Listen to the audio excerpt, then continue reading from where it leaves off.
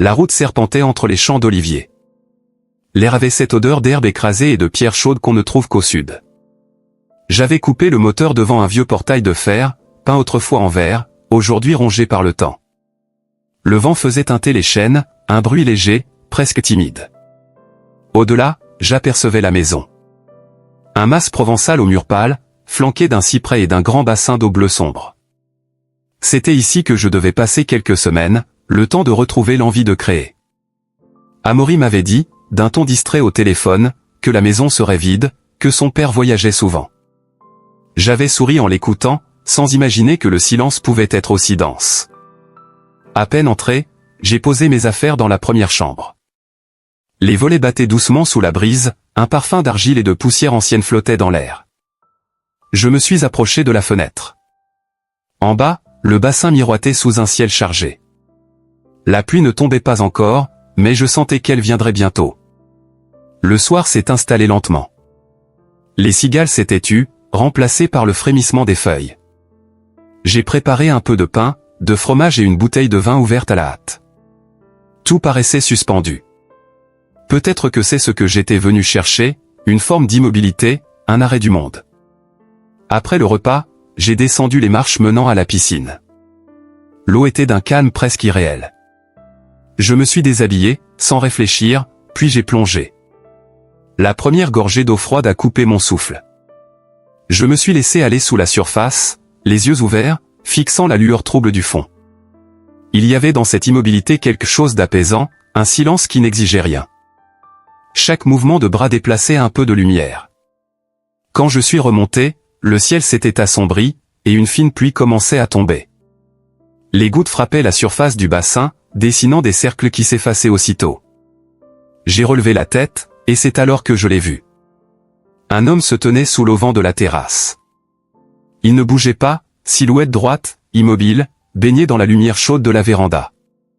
Je me suis arrêté net, l'eau glissant le long de mon visage. Pendant un instant, je n'ai su s'il était réel. Puis il a parlé, d'une voix grave et douce. « Vous devez être Léandre. » J'ai hoché la tête, surpris, la pluie battant plus fort. Je croyais que la maison était vide, Amaury m'a dit que... L'homme a esquissé un léger sourire. Il dit cela souvent. Je m'appelle Séverin. Son ton n'avait rien de brusque. Il y avait dans ses mots la retenue des gens habitués à vivre seuls. Il a avancé de quelques pas, tendant une grande serviette blanche. J'ai hésité avant de la prendre. Nos doigts se sont frôlés, à peine. Un contact infime, mais qui a duré plus qu'il n'aurait dû. « Merci », ai-je murmuré. Il a hoché la tête, puis m'a observé un instant. Son regard n'était ni curieux ni gêné. Il semblait simplement me lire, comme on observe un paysage qu'on connaît déjà sans savoir pourquoi. La pluie s'intensifiait, le vent faisait danser les branches. « Vous allez attraper froid », a-t-il dit calmement. J'ai sorti de l'eau, la serviette serrée contre ma peau. Il a ajouté, d'une voix plus basse. « Venez sous la terrasse, il y a du thé chaud. » Je l'ai suivi. Sous l'auvent, il y avait une petite table ronde, 2 chaises en fer, un plateau avec une théière de faïence ancienne. La vapeur s'élevait, parfum léger de verveine et de miel. Il a versé le liquide ambré dans 2 tasses. Ses gestes étaient précis, presque cérémonieux. « Amaury m'a parlé de vous », dit-il après un moment. « Il a dit que vous étiez sculpteur. » J'ai souri faiblement. J'essaie surtout de ne pas tout casser. Un pli discret est apparu au coin de sa bouche. C'est déjà une forme d'art, ça. Préserver ce qui menace de se briser. Nous avons bu en silence. L'eau du bassin reflétait la lumière de la terrasse, chaque goutte de pluie y dessinait une étoile brève. Je n'avais plus envie de parler. Le silence entre nous n'était pas vide, il respirait. Je l'observais sans insister. Les cheveux de Séverin étaient encore humides, sans doute de la pluie. Une mèche grise collait à sa tempe. Ses yeux, d'un gris presque transparent, regardaient au loin, comme s'il écoutait quelque chose que je ne pouvais pas entendre. Tout en lui dégageait une paix étrange, fragile. « Vous venez souvent ici » ai-je demandé. « Aussi souvent que possible. Ce lieu m'appartient, mais j'ai parfois du mal à y rentrer. » Il a laissé échapper un rire discret, vite avalé par le vent. Depuis que ma femme est partie, je n'ai jamais su s'il valait mieux rester ou fuir. Ces mots sont tombés doucement, sans pathos. Ils m'ont touché plus que je ne l'aurais voulu. Et vous, pourquoi ici? J'ai hésité. Parce qu'ailleurs, je n'entends plus rien. J'avais besoin d'un endroit où le bruit s'arrête. Il a hoché la tête lentement, le regard posé sur la surface tremblante du bassin. Le silence ne guérit pas, Léandre. Il apprend seulement à écouter autrement. Nous sommes restés là longtemps. La pluie a diminué, remplacée par un voile de brume. L'air sentait la terre mouillée, la résine et le citron. Quand j'ai levé les yeux, il me fixait encore. Pas de jugement, pas de distance, juste une présence. Il s'est levé, a ramassé la théière vide. Il se fait tard, a-t-il murmuré. La chambre du fond est prête, vous la trouverez à droite de l'escalier. J'ai acquiescé. Il s'est éloigné lentement, ses pas étouffés par la pierre humide. La porte a claqué doucement derrière lui. Je suis resté seul sous la terrasse. Le bassin scintillait encore, la pluie tombait en filets légers. Dans l'eau, la lumière dessinait des ombres mouvantes, comme des respirations. J'ai pensé à ce qu'il avait dit. Le silence ne guérit pas. Peut-être. Mais ce soir-là, il m'a enveloppé comme une peau neuve. Je suis rentré dans la maison. L'odeur de bois ciré emplissait le couloir. Ma chambre était simple, claire, presque nue. Sur la table, un verre d'eau et une bougie allumée. Un geste attentif, sans explication. J'ai soufflé la flamme, la pièce a basculé dans la pénombre. Allongé sur le lit, j'ai entendu le bruit de la pluie s'éloigner. Par la fenêtre entr'ouverte, un souffle d'air frais apportait encore le parfum du bassin. J'ai fermé les yeux, avec dans la tête le visage de cet homme apparu dans la lumière. Je ne savais pas encore s'il était le commencement ou la fin de quelque chose. Mais une chose était certaine. Cette nuit-là, au cœur du silence de l'eau, je n'étais plus seul. Le lendemain, le soleil s'est levé tôt, versant sa lumière sur les collines encore humides. J'ai ouvert les volets, l'air sentait le romarin et le bois mouillé. Le mas semblait respirer lentement, comme un corps qui s'éveille après un long sommeil. Dans la cour, j'ai aperçu Séverin. Il arrosait les massifs de lavande, un seau à la main, vêtu d'une chemise claire qui collait un peu à sa peau. Ses gestes étaient précis, presque silencieux. Je suis resté un instant derrière la fenêtre à l'observer. Il y avait dans cette scène une tranquillité que je ne voyais plus nulle part. Puis j'ai descendu les escaliers, les marches craquaient doucement sous mes pas. Dans la cuisine, il avait préparé du café. Une odeur dense et amère emplissait la pièce. Sur la table, 2 tasses, du pain frais, quelques figues. « Bonjour Léandre, vous avez bien dormi ?» Sa voix m'a surpris, douce et grave, comme celle de quelqu'un qui ne parle pas souvent. « Oui, merci », ai-je répondu. J'ai entendu la pluie presque toute la nuit, mais ça m'a aidé à dormir. Il a souri, sans me regarder directement. La pluie ici n'empêche pas le sommeil, elle le berce. Nous avons pris le petit déjeuner sans parler davantage.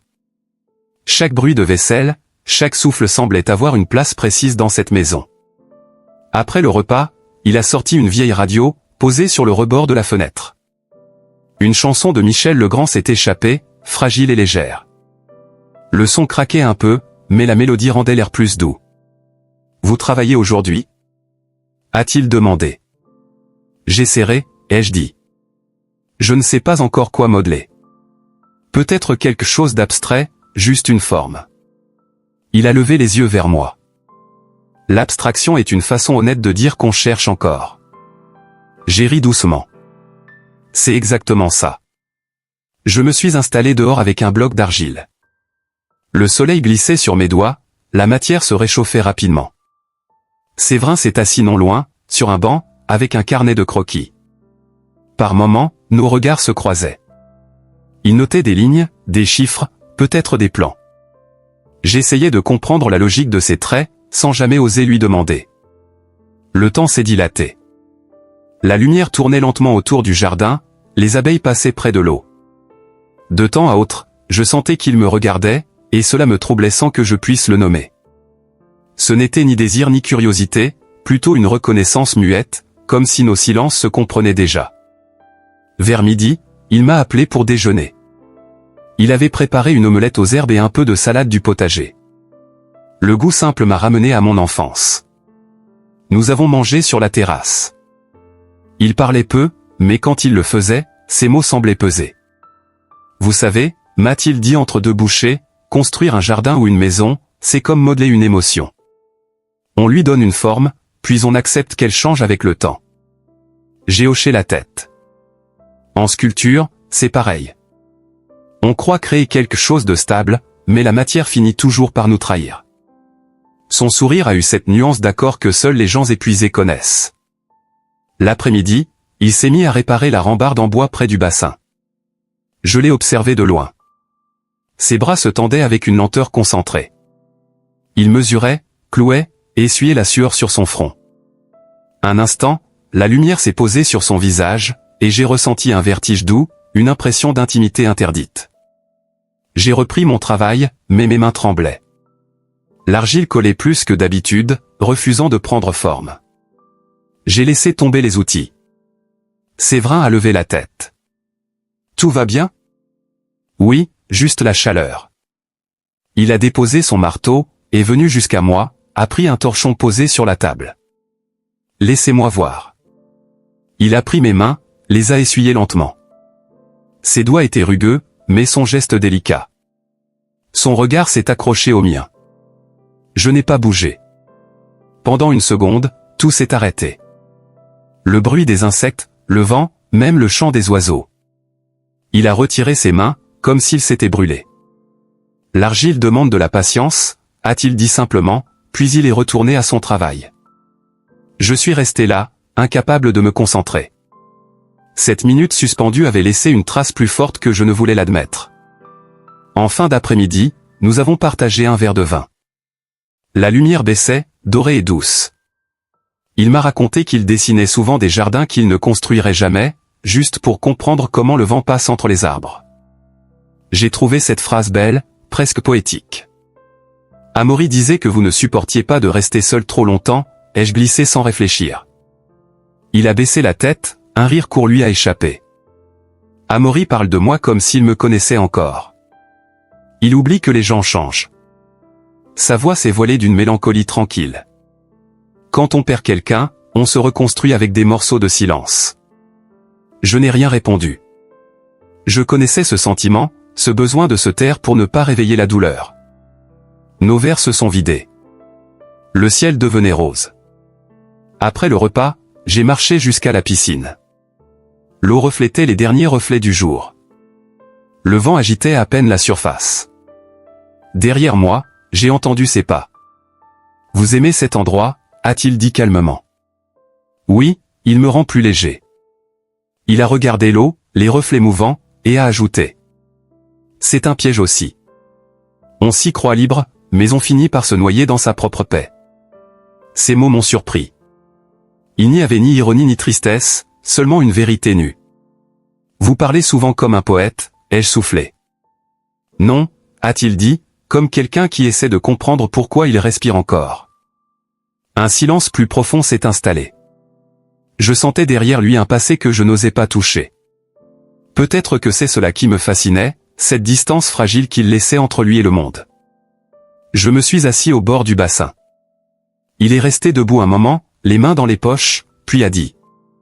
Amaury reviendra peut-être plus tôt que prévu. J'ai relevé les yeux. Ça vous dérangerait que je parte avant ? Il a secoué la tête. Faites comme vous le sentez. Vous n'êtes pas prisonnier ici. Mais j'ai perçu dans sa voix une note étranglée, un souffle de regret. Cette nuit-là, je n'ai presque pas dormi. La chaleur était lourde, le bruit des cigales ne cessait pas. J'entendais parfois ses pas en bas, le plancher qui craquait, la porte du salon qui se refermait doucement. Il ne dormait pas non plus. Au petit matin, j'ai quitté la chambre. Le ciel s'éclaircissait à peine. Dans la cour, Séverin était déjà dehors. Il taillait les branches d'un figuier. Ses épaules bougeaient lentement, sa respiration semblait paisible.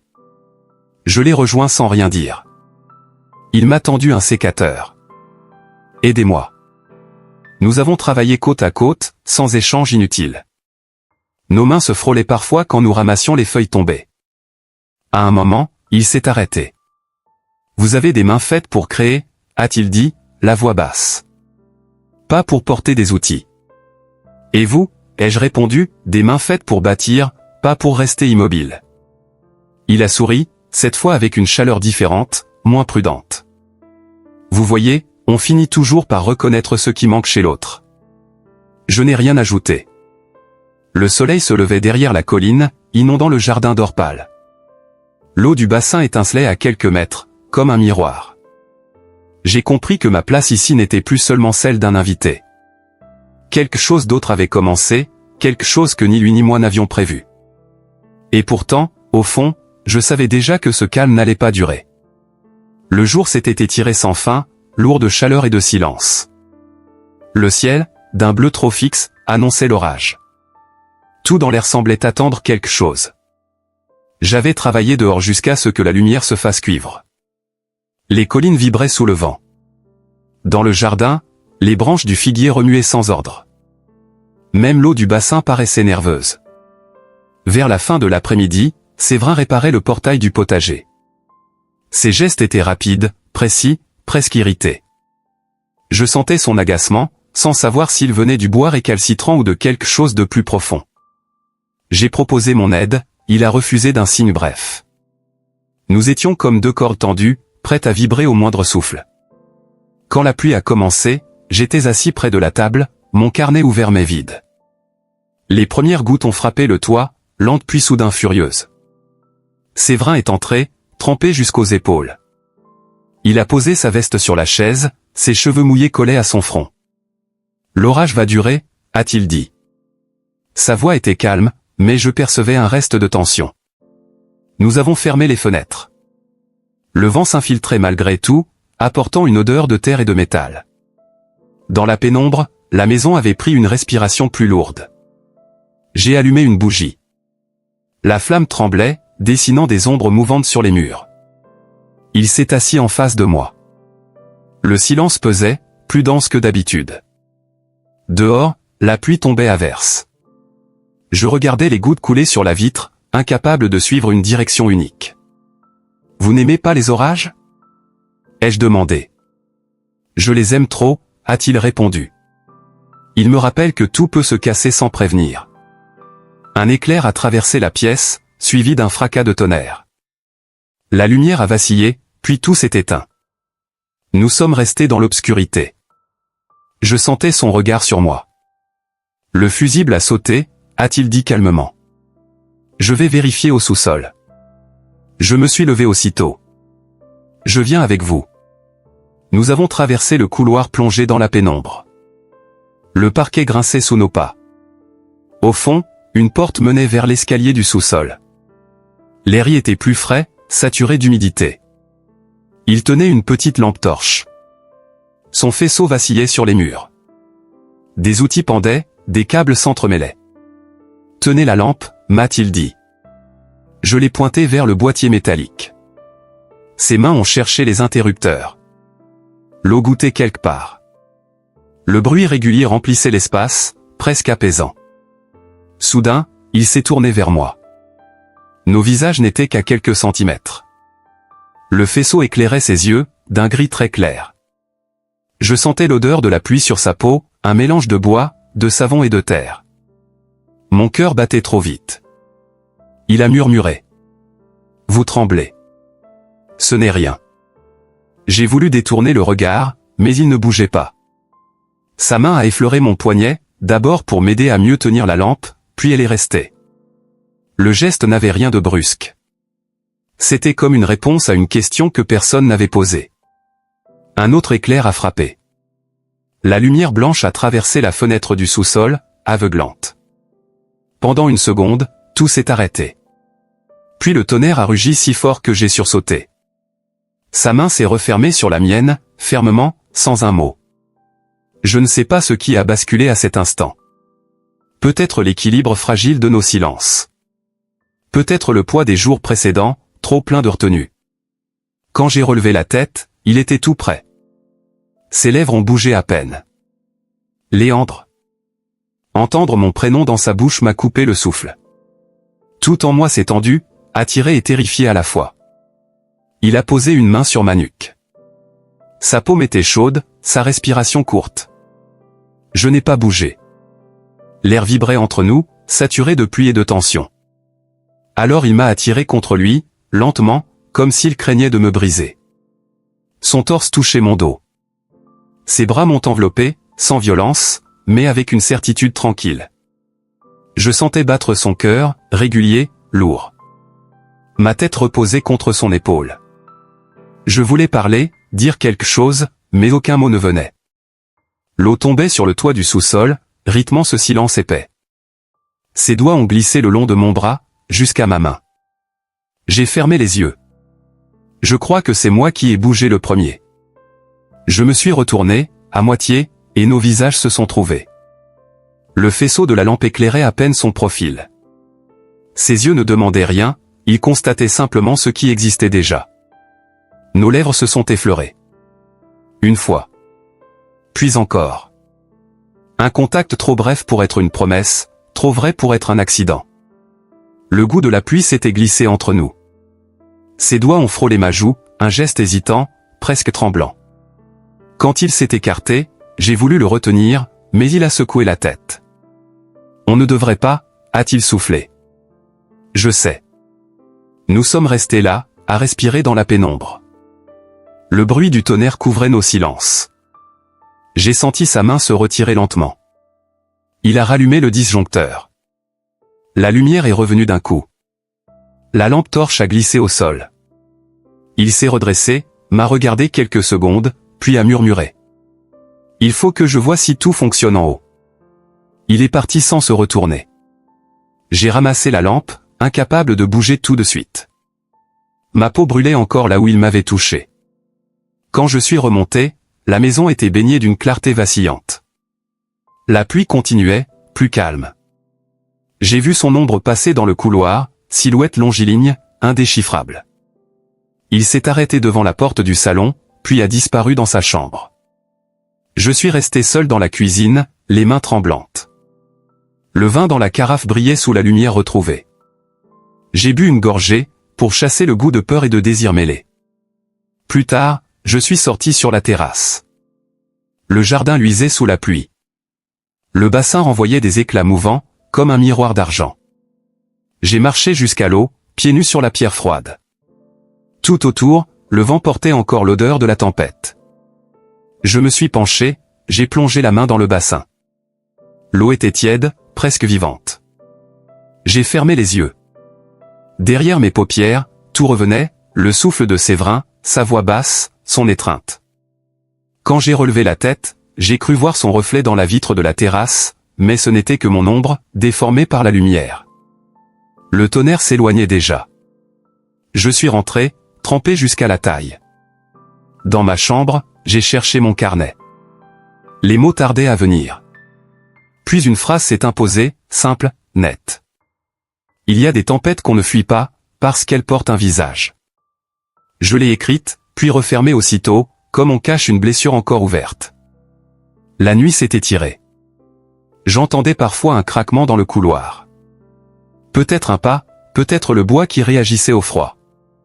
J'ai écouté longtemps, espérant sans l'admettre que la porte s'ouvre. Elle n'a pas bougé. Avant de m'endormir, j'ai regardé par la fenêtre. L'eau du bassin reflétait encore des éclats de ciel. Le vent soufflait doucement, presque apaisé. Je ne savais pas si ce qui venait de se passer devait me faire peur ou me ramener à la vie. Je savais seulement que le silence, cette fois, n'avait plus la même couleur. Le matin suivant s'est levé dans une clarté presque blanche. L'orage avait tout lavé, même l'air semblait neuf. J'ai ouvert la fenêtre, la campagne brillait sous une fine brume. Les pierres du muret séchaient lentement, les oiseaux avaient repris leur chant, timides d'abord puis confiants. Tout paraissait paisible, mais cette paix m'a paru étrangère, comme si elle appartenait à quelqu'un d'autre. Dans la cuisine, Séverin était déjà là. Il rangeait les tasses, vêtu d'une chemise propre. Son visage ne trahissait rien, pas un pli, pas une ombre. J'ai murmuré un bonjour, il a répondu sans lever la tête. Le café fumait dans 2 tasses, mais il n'a pas proposé de m'en servir. Ce détail minuscule m'a frappé plus que je ne l'aurais voulu. Nous avons parlé du temps, des volets à repeindre, du figuier qui penchait trop vers le mur. Chaque mot sonnait juste, mais vide. Nos regards se croisaient parfois, puis se fuyaient aussitôt. Le souvenir de la veille planait entre nous, invisible et brûlant. Je me suis dit que les silences pouvaient peser plus lourd qu'un secret. Après le déjeuner, il s'est remis à travailler dehors. J'ai essayé de sculpter, mais la terre ne m'obéissait plus. J'avais l'impression de pétrir ma propre confusion. Mes mains bougeaient par réflexe, sans volonté. À travers la fenêtre, je le voyais tailler une planche. Ses gestes étaient redevenus mesurés, presque distants. Le bruit régulier du marteau me suivait, comme un rappel obstiné à l'ordre. Vers le milieu de l'après-midi, le téléphone a sonné. C'était Amaury. J'ai entendu sa voix à travers la porte ouverte du salon, claire, rapide, pleine d'énergie. Il posait des questions, parlait de projets, de voyages, de clients. Séverin répondait calmement, son ton égal. Pourtant, quelque chose dans sa respiration trahissait un effort. « Et Léandre ? Il est encore là ?» a demandé Amaury. Il y a eu un court silence, celui des mots qu'on choisit trop lentement. « Oui, il travaille dans l'atelier. »« Il ne vous dérange pas ? » ?»« Non, il est tranquille. » Sa voix s'était un peu adoucie sur le dernier mot, presque imperceptiblement. J'ai senti mes joues chauffer. Il ne savait pas que je l'écoutais. Quand la conversation a pris fin, il est resté un moment immobile, le combiné encore à la main. Puis il a soupiré, longuement, avant de poser l'appareil. « Amaury pense toujours que je suis incapable de solitude, » a-t-il dit, sans se retourner. Il a tort ? Non, mais ce n'est pas son affaire. Il a quitté la pièce, laissant derrière lui une odeur de café et de pluie sèche. J'ai ressenti un mélange de tendresse et de malaise. Nous étions piégés dans un espace où chaque geste comptait trop. Le soir, il a préparé un repas simple. Nous avons mangé sur la terrasse, les grillons reprenaient leur musique. Je ne savais pas s'il fallait parler, rire, ou me taire. Il semblait fatigué, le regard perdu vers la ligne des collines. « Vous partez bientôt ? » a-t-il demandé d'un ton neutre. « Peut-être demain. » Amaury m'a proposé de rejoindre son équipe sur un projet à Paris. Il a acquiescé. C'est une bonne chose. Il faut repartir quand on le peut. Il s'est levé, a rangé son assiette, puis a ajouté presque pour lui-même. Les maisons trop calmes finissent par avaler ceux qui y restent. Je n'ai pas su quoi répondre. Cette nuit-là, je n'ai pas fermé l'œil. Chaque bruit me paraissait amplifié. Les volets claquaient par moments, la charpente craquait sous la fraîcheur. Je me suis levé, pieds nus, et descendu les marches. La maison baignait dans une semi-obscurité. Un mince rail de lumière filtrait de la porte du salon. Séverin était assis là, un livre ouvert sur les genoux, mais il ne lisait pas. Ses yeux fixaient un point invisible, quelque part vers la fenêtre. Je suis resté sur le seuil, hésitant. « Vous ne dormez pas ?» ai-je murmuré. Il a relevé la tête lentement. Le sommeil vient rarement quand on a trop de pensées. Je me suis approché, sans oser m'asseoir à côté. Je pensais au départ, ai-je dit. Il a refermé le livre, posé les lunettes sur la table. Ce n'est pas le départ qui compte. C'est ce qu'on laisse derrière soi. Sa voix était douce, mais elle tremblait légèrement. Un instant, j'ai cru qu'il allait ajouter autre chose. Au lieu de cela, il a pris la bouteille de vin restée sur la table et a versé 2 verres. Nous avons bu en silence. Le liquide avait un goût terreux, un peu âpre. La pluie de la veille en avait peut-être altéré le bouchon. Je me suis risqué à lui demander. « Vous regrettez ce qui s'est passé ?» Il a levé les yeux vers moi. Son regard m'a traversé sans colère, sans gêne, mais avec une lucidité désarmante. Je ne regrette jamais ce qui est vrai. Mais j'essaie d'en mesurer le prix. Les mots ont résonné longtemps dans ma tête. J'aurais voulu lui dire que tout en valait la peine, que le silence valait mieux que l'absence. Mais j'ai gardé ma langue. Quand je me suis levé pour partir, il m'a retenu par le poignet. Son geste a été bref, presque inconscient. « Ne partez pas encore. » J'ai attendu, le cœur suspendu. « Restez jusqu'à demain. » Après, vous ferez ce que vous voulez. J'ai hoché la tête. Il a relâché ma main, puis s'est levé pour éteindre la lampe. Nous avons traversé ensemble le couloir jusqu'à l'escalier. Il a ouvert la porte du jardin. L'air était frais, saturé d'odeurs d'herbe et de terre. Le ciel, encore lourd de nuages, laissait filtrer une clarté laiteuse. Nous avons marché vers la piscine. L'eau dormait, immobile, plus sombre qu'à l'ordinaire. Quand Amaury était petit, a-t-il dit soudain, il voulait apprendre à nager avant de savoir marcher. Il disait que l'eau comprenait mieux les gens que la terre. Sa voix s'était faite lointaine. Et vous? Il a souri faiblement. Moi, j'ai toujours eu peur de plonger. J'ai préféré construire des rives. Il s'est assis au bord, ses doigts traçaient des cercles dans l'eau. J'ai pris place à côté. Nous ne nous sommes pas regardés.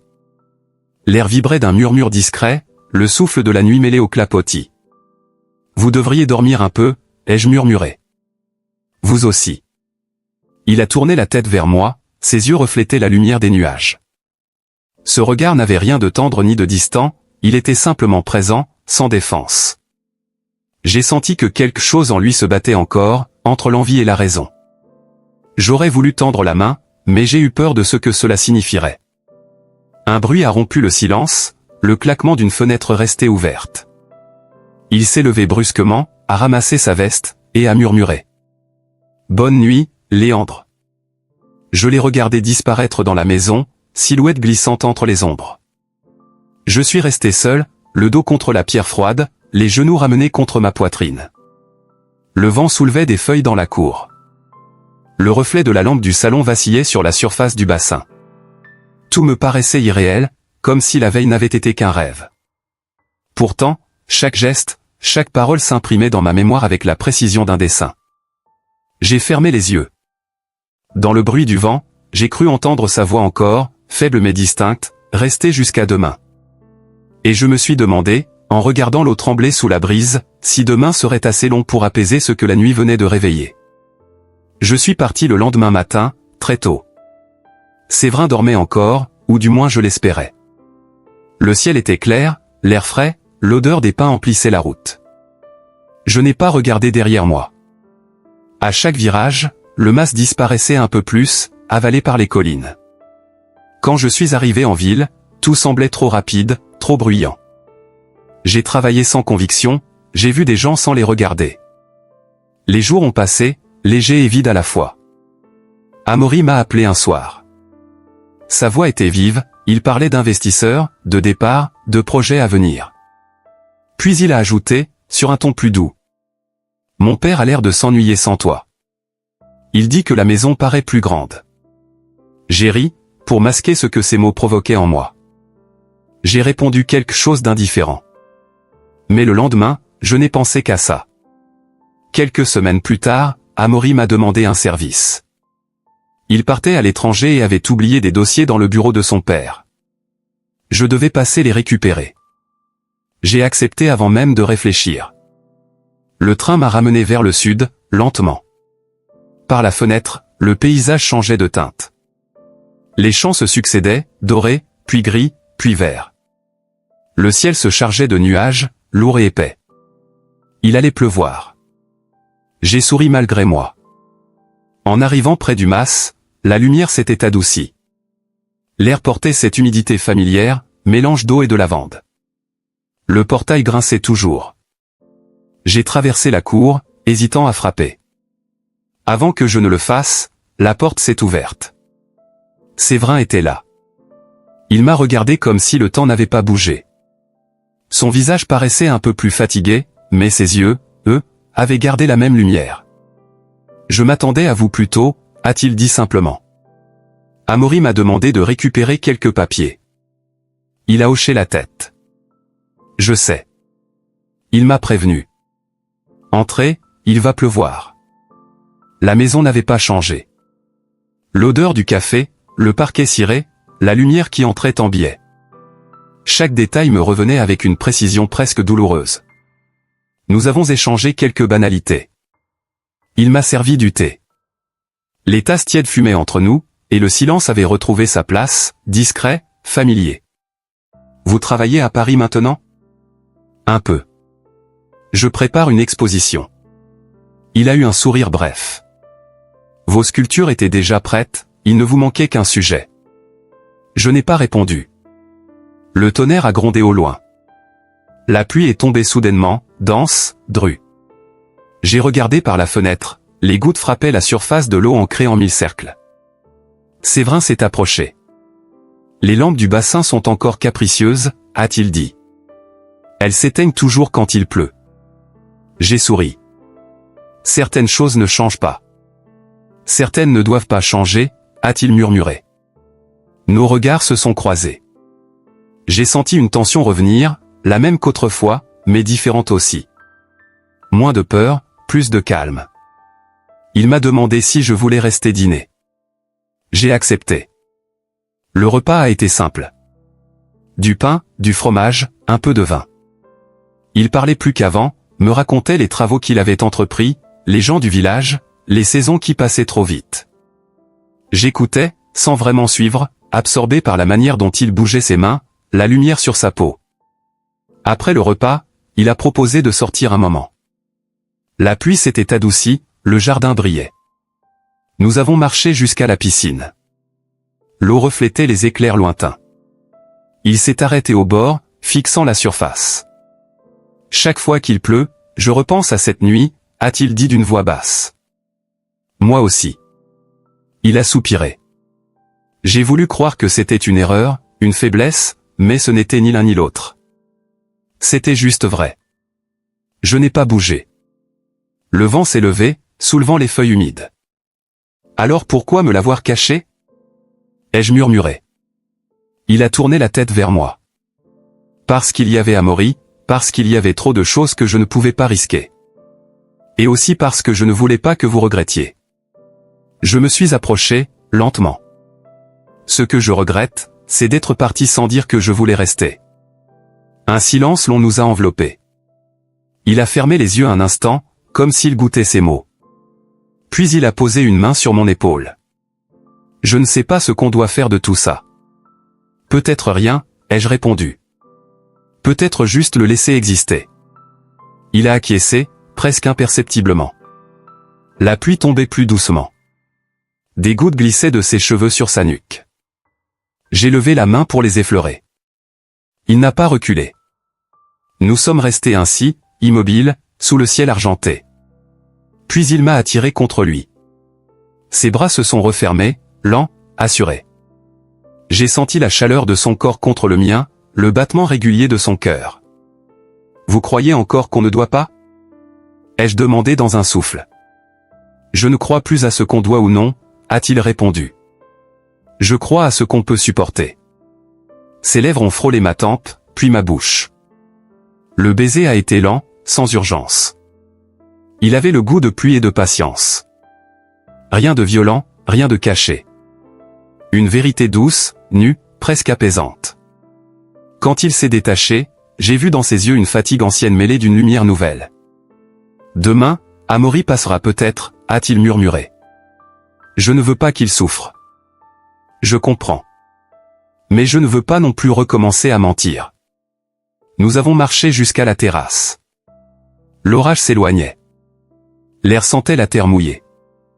J'ai pris sa main. Il l'a serrée, sans un mot. Nous sommes restés longtemps là, à regarder le ciel se délaver, les nuages se fendre, laissant apparaître quelques étoiles. L'eau du bassin miroitait encore, comme une respiration tranquille. Plus tard, dans le salon, il a cherché un vieux carnet.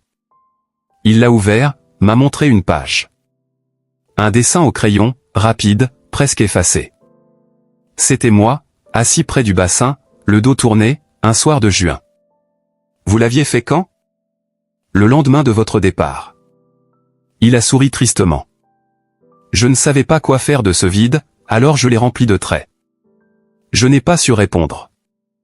Je me suis contenté de poser ma main sur la sienne. Ses doigts ont tremblé.